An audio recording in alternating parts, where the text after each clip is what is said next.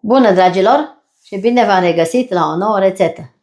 Astăzi vreau să vă pregătesc o prăjitură și mai bună ca cea de data trecută, și anume prăjitură Iza. Pentru asta am nevoie de 5 ouă separate. Lista ingredientelor o să o găsiți în descrierea filmului. Am 5 albușuri pe care le voi bate cu puțină sare, cu zahăr. La sfârșit voi pune făină, nucă măcinată. După aceea voi face o cremă fiartă din gălbenușuri. La sfârșit, peste prăjitură, frișcă bătută, nucă caramelizată. Este o prăjitură foarte complexă, dar super bună. Și acum încep prin a amesteca albușurile și le voi bate o bezea tare, adăugând în ploaie zahărul.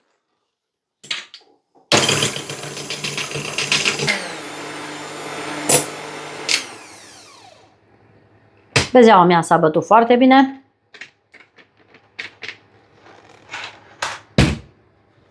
Acum peste bezea voi cerne făină și cu o spatulă voi amesteca foarte bine. Acum pun nuca măcinată.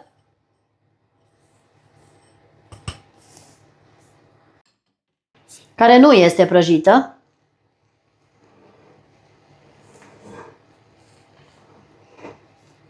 Încercați cu mare încredere această incredibilă prăjitură. Se topește în gură, efectiv. Atât este de delicioasă. Scrieți în comentarii dacă cunoașteți această prăjitură Iza. Preîncălzim cuptorul la 180 de grade Celsius. Am amestecat foarte bine.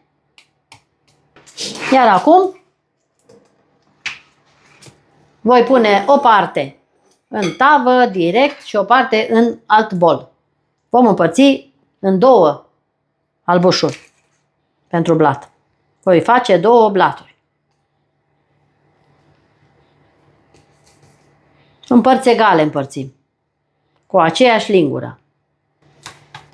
Am împărțit în două părți egale. Acum voi nivela pe toată suprafața. Am așezat albușul în tavă, iar acum îl voi da la copt. Și voi proceda la fel și cu cel de-al doilea blat. Revin imediat. Între timp facem crema noastră fiartă.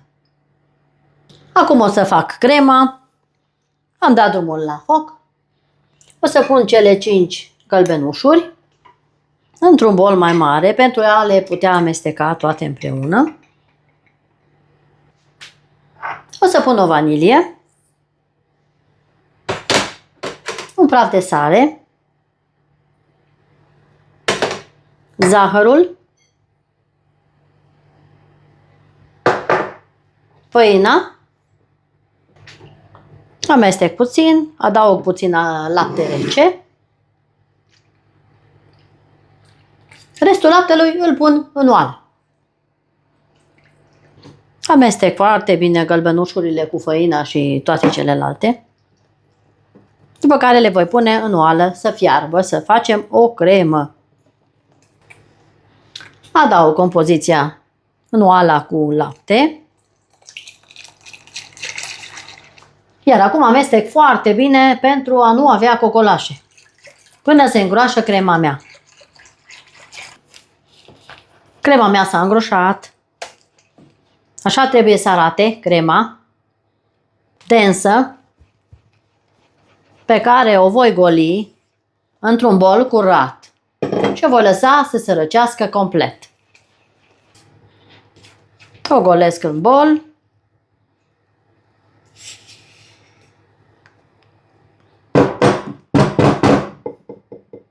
O voi acoperi cu o folie ca să nu prindă crustă. Și o lăsăm până este foarte bine răcită ca să putem să amestecăm cu untul. Acum la rece. Am dat drumul la foc și când se caramelizează voi adăuga nuca bucăți mari, după care o voi măcina la sfârșit după ce se răcește. Zahărul s-a caramelizat. Așa trebuie să fie. Acum o să pun nuca toată.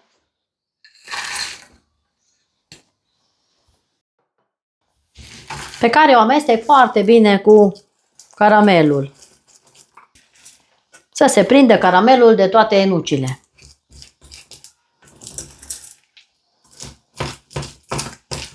Este un deliciu absolut. Încercați-o. Nu o să vă pară rău niciodată. Este splendidă. Prăjitura Iza. Nuca este gata.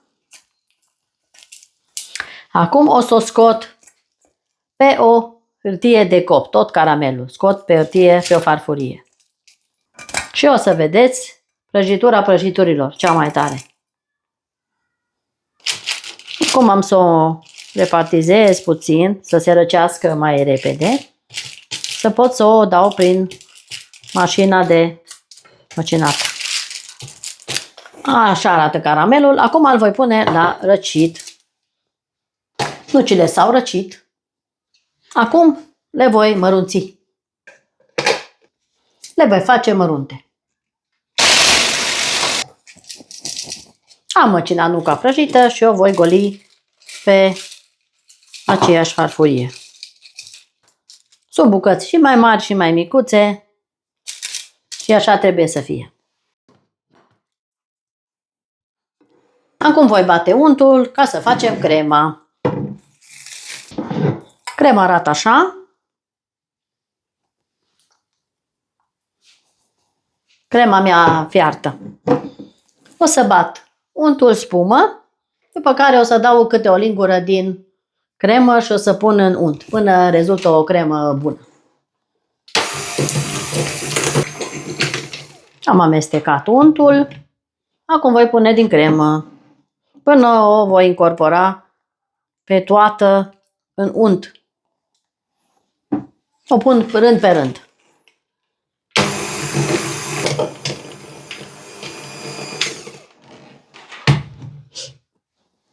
Voi pune și ultima parte de cremă. Acum amestec foarte bine. Crema mea s-a bătut foarte bine. Uitați, așa arată. Crema s-a bătut foarte bine. Așa arată. Peste crema aceasta voi pune o lingură de nucă caramelizată și prăjită și tocată mărunt. Iau o lingură bună și voi amesteca nuca cu crema. Să vedeți deliciu.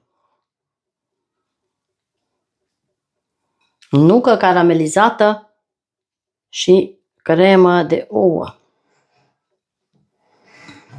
Ceva extraordinar de bun. Lingura mea este mai micuță. Dacă aveți o lingură mare, puneți o lingură mare, mare, cu vârf. Acum voi pune crema la rece până când o să bat și frișca. Frișca mea este rece, așa că o voi bate. Dacă nu aveți frișcă îndulcită, o să puneți o lingură de zahăr pudră. Așa că o să bat frișca acum până se face o spumătare. Frișca mea s-a bătut. Așa arată. În această frișcă eu voi pune 4 linguri de aceeași mărime, nu sunt foarte mari, de migdale măcinate. Le amestec cu frișca bătută, spumă. Până ne rezultă o cremă. Și aceasta este cea de-a doua cremă cu frișcă. Una este cu ouă, cremă de ouă. Și cea de-a doua cremă din frișcă și migdale măcinate. O senzație de prăjitură.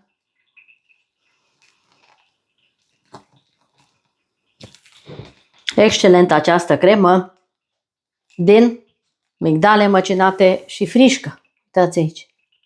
Super cremă. Încercați cu mare încredere această cremă. Acum voi umple prăjitura mea. Aici este crema, aici este a doua cremă. Nuca prăjită, caramelizată. foile care s-au răcit foarte bine. Acum umplem prăjitura. Pun o parte de blat și o să pun crema toată pe acest blat.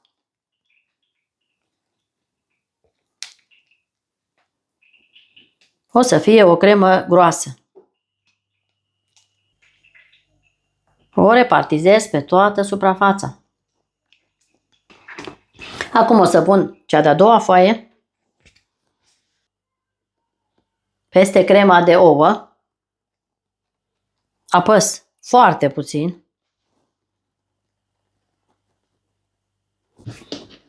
Acum, peste al doilea blat, voi pune cea de-a doua cremă din frișcă și migdale măcinate. Pun crema peste blat.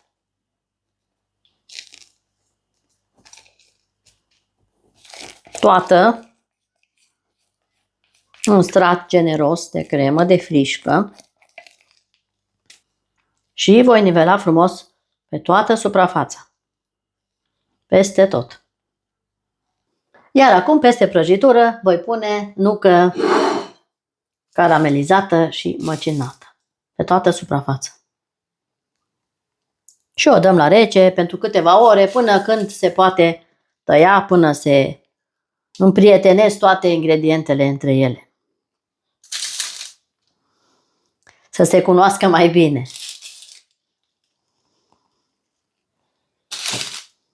Să vedeți? Lux! Încercați cu prima ocazie această rețetă și să-mi scrieți mesaj dacă ați făcut-o și dacă vă place așa ceva. Dacă aveți gusturile mele. Este incredibilă. Atâtea gusturi, atâtea lucruri bune aici. Și bucățile acestea de nucă caramelizată, un gust incredibil aici. Aceasta este prăjitura Iza de astăzi. Acum merge la frigider pentru câteva ore și o să revin și cu secțiune, bineînțeles, să vedeți despre ce este vorba în interior. Pe curând!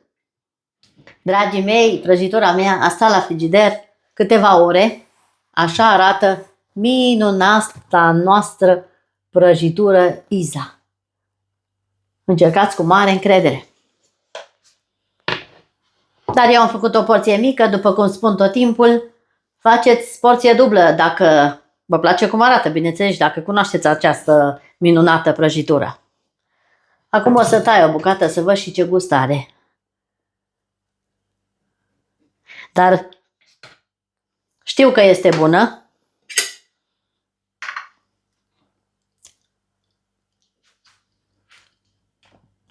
Pentru mine este excelentă. O să tai și de aici să vă arăt cum arată. Cu caramelul acesta deasupra prăjiturii. Este extraordinar. Super, super faină prăjitura aceasta. Așa arată. Prăjitura Iza. Grozavă. Grozavă. Vă mulțumesc că ați stat alături de mine și până la finalul acestei rețete. Dacă aveți gusturile mele, încercați. Până la următorul video, eu vă spun toate cele bune. La revedere!